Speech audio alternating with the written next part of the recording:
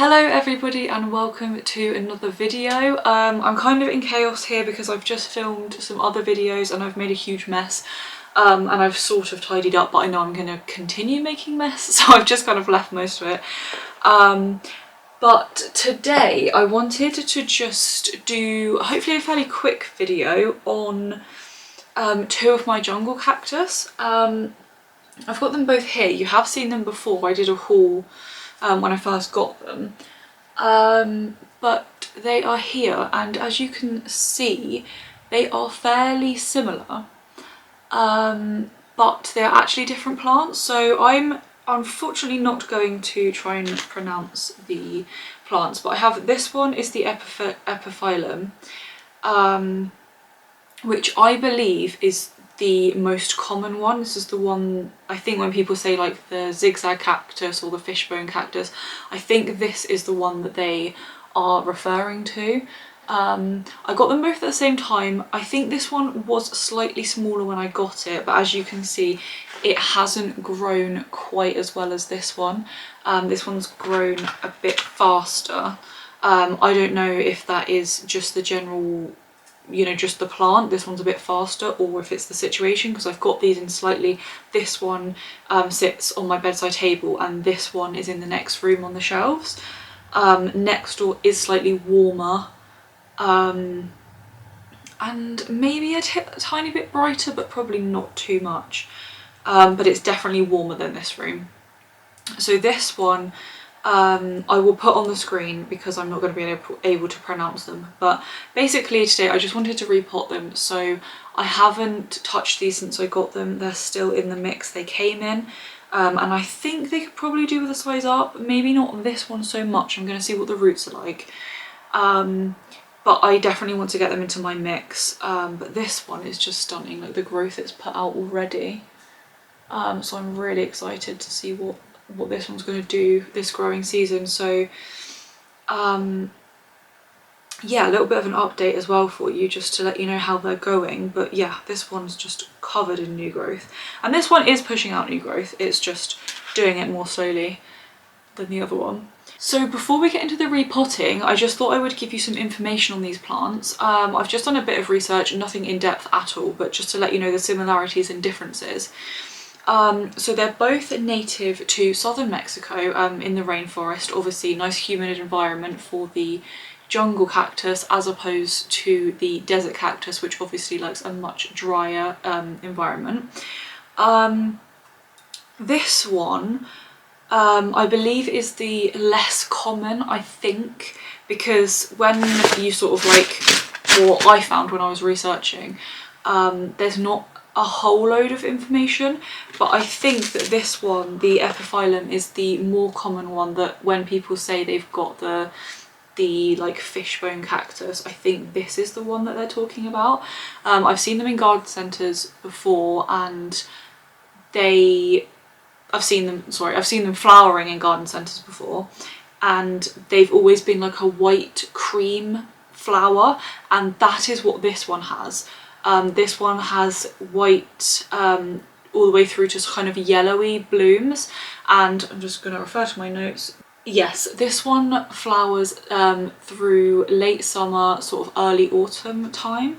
So I think that's the most common one. And then there's this one, which flowers late spring to early summer, and this actually, the most common colour flower for this one is pink.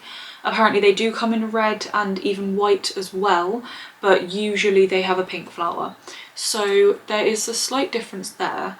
And yeah, I'm just really intrigued to see the growing habits, how they differ, how they're similar, and if I can get them to flower, that would be amazing, because I've seen the flowers on this one. Obviously I've not achieved them myself, but I would love to see the flowers on these. I think, going from memory, they're slightly bigger flowers than that one, but I'm not 100% sure on that. So yeah, I need to get them repotted. They're just in tiny little 5cm pots at the moment. And yeah, I'm going to get it into some different soil mix and hopefully pot size up if it needs it. So I'm going to just put that right out the way so I don't get them confused, because obviously I need to take the labels out. to repot them, and I definitely don't want to confuse myself. So this is the epiphyllum. And yeah, I'm quite interested to see what the roots are looking like. It's actually coming out the bottom of the pot, which I didn't realise, so that's a good sign. I'm trying to do this as gently as I can. So I can't actually remember when I got these, but it wasn't very long ago. It was definitely this year. And yeah, I'm just really enjoying growing them. I don't have lots of jungle cacti. These fruits are, I don't know if you're going to be able to see because it's quite dark. They're not like really root bound or anything, but I think it's definitely going to appreciate having a bigger pot. So I'm not going to go too much bigger. Which one should I go for? I've got one that is quite a bit bigger actually. I thought I had a smaller one than that, and I don't. Okay, I think it's going to be fine in that one. That should be fine. And I think the reason I think it's going to be fine in quite a big size up is because they don't like to dry out very much. So if I was dealing with a plant and putting it in a fairly if I was repotting a plant and I was pot sizing it up quite considerably, and it was one that didn't like being damp at all and liked to really dry out and not sit wet at all, I would definitely think twice. But because this one prefers to stay on the damper side, I think it's going to be absolutely fine in that pot. So I don't know what I've done with, oh there it is, my spoon. I'm just going to put some in the bottom, and then get that one. Being really careful with the new growth. I mean, it's not the, if I did knock it off I'd be able to propagate it, but I'm not too interested in propagating it at the moment. I just want to get these a bit bigger, and then I'm sure once I've got them bigger I will definitely do some propagating. And I should have brought it in to show you, I do actually have another one of these.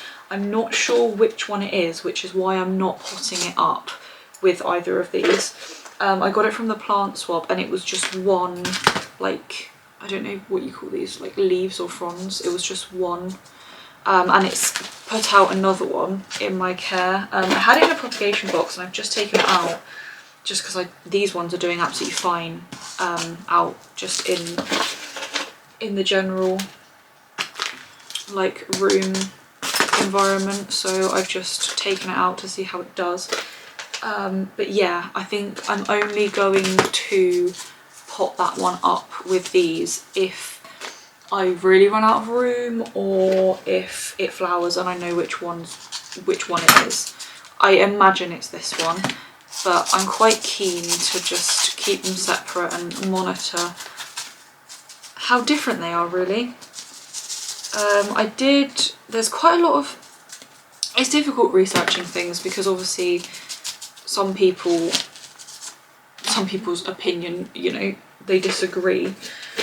So a lot of the research I did just said that they were basically exactly the same, but one, I think it was an article I read, said that the other one is actually a much faster grower and also can take a lot more sun than this one can.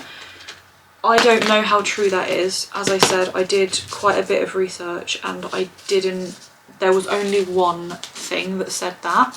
So I'm kind of keeping it in the back of my mind, but I don't want to tell you that that's for definite because that's not, I don't have any experience at the moment and there wasn't a heck of a lot of evidence to back that up. Having said that, that one has grown faster, but like I said, that may well be because that room is slightly warmer. The way the sun comes round, it's in that window for most of the day and that room gets unbelievably hot. I have to have, luckily it's got two windows so you can open them both and the breeze really does come through because I work in that room. But yeah, if we've been out and I've shut that door, because I generally shut the upstairs doors when we've been out, or when we're going out, just so the dogs don't have free rein because they play quite a lot. Let's put the label back in. Because they play quite a lot and they play fairly rough in terms of knocking things over. So I like to keep them out of the bedrooms where the plants are when we're not there. Okay, that's interesting. So this one, sorry, I just finished what I was saying. So yeah, if the door's been shut, it's really, really warm in there. This one's got one of those things on and the other one didn't, which is interesting. I don't know why.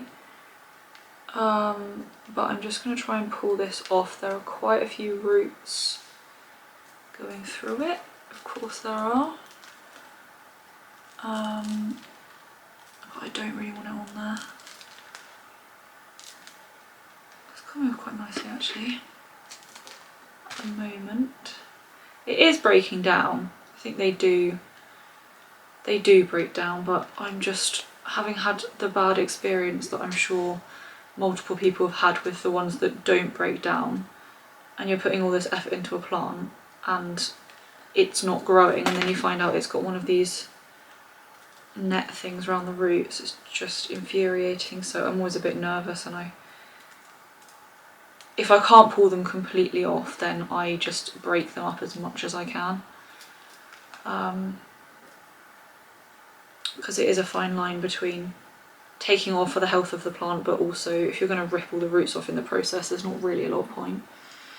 So try to just get that balance basically, but actually this one's coming off pretty easily. There you go, it's pretty much all off now. And it's kind of falling apart. I don't know whether to spread those out a little bit, let it kind of fall apart a little bit. Maybe I will actually. I didn't with this one. Maybe it looks a bit strange in this big pot. I'll do that with the second one. Only a little bit, I think.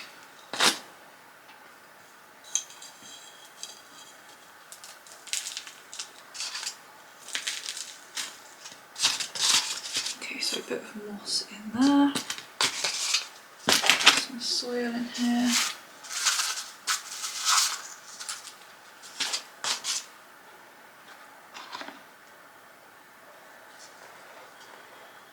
I will break it apart actually. Not really sure. I think it will naturally kind of fall outwards now that it's... Yeah, I think that's fine. Not going to pull it apart too much.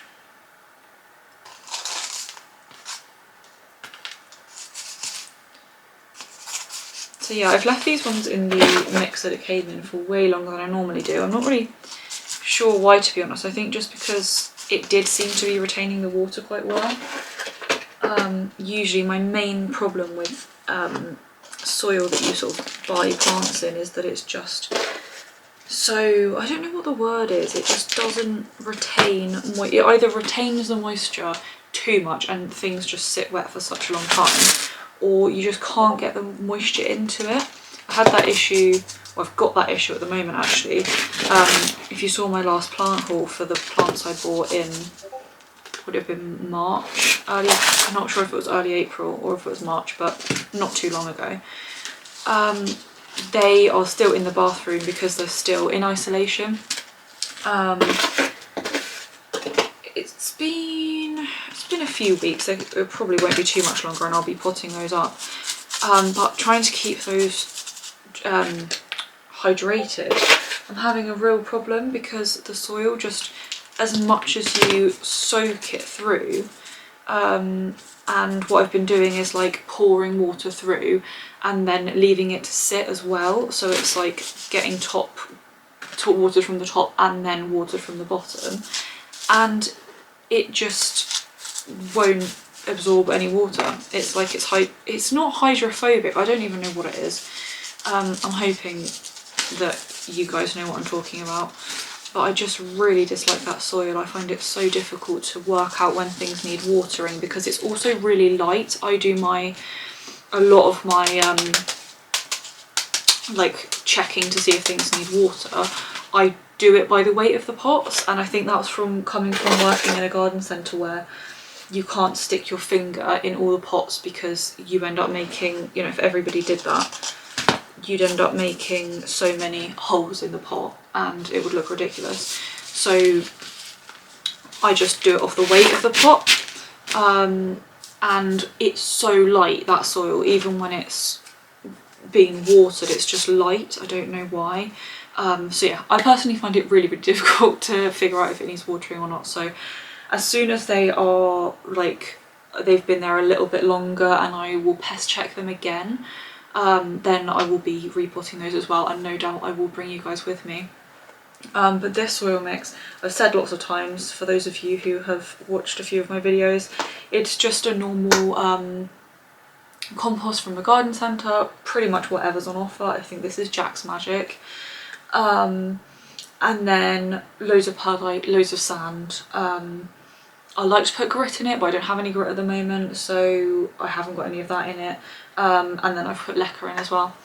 I just kind of throw in like orchid bark if I've got any, like I say, grit. I really like to put that in. And then I do have in the shed, I keep like my Soil Ninja activated charcoal, zeolite, worm castings, and for like more special plants I will mix that in as well. So I've actually got, I just keep them in these tubs because they fit under my TV stand really nicely, so they just basically slide under there and live there. So I have one which I just call like my basic soil mix, which is what I've just described to you, and then the other one is basically that, but then with the Soil Ninja additives as well. And I'll use that like my Esmeraldents up there and my Patriciae, and just like the slightly more expensive plants that I want to give a really good boost to, I use that mix. And then, for example, I'm looking at my Anthurium vitarifolium. Obviously, I say obviously, I don't know if it's obvious to everyone, but I wouldn't use something like this for an Anthurium. I would get some orchid bark and I'd make a much chunkier mix. I'm actually completely out at the moment, so I think my vitarifolium might need a size up fairly soon, and I will need to get some more orchid bark for that. And I'll make a kind of like I'll just make enough for that one plant, because I don't have an awful lot of Anthurium. I've got my, what's it called, Silver Blush, and then my vitarifolium, and that's pretty much it. I really would like a pallidiflorum. Pretty much any strappy leaf Anthurium I would absolutely love. And then there's some like amazing one like the King of Spades I'd love, but obviously I'm not going to be getting that anytime soon. And a Forgetii, I would like a Forgetii. I could go on forever, I'd like lots of them, but yeah, not going to happen anytime soon, so I will just be making up a small batch of that mix for that plant specifically. But yeah, so they're all potted up. That looks much more sensible in this pot. It looks like it actually, you know, fits in it now and is not just like toppling over this tiny 5cm pot. This one on the other hand looks kind of stupid in such a big pot, but it will grow into it and it will be fine. But yeah, that's everything that I wanted to get done today. I will keep you updated if I can get these to flower or anything like that. That would be amazing. The way that this one is going, I'm kind of expecting this one to get quite big this year, which would be really exciting. Maybe I'll get it in a hanger, I'm not really sure, but yeah, really, really excited about them. And yeah, I will keep you updated as to how they get on. But thank you so much for watching this video. Please do hit that subscribe button, and if you like this video then give me a thumbs up down below and let me know that you like this kind of content. But that's everything for now, and I'll see you in the next video. Thanks, bye.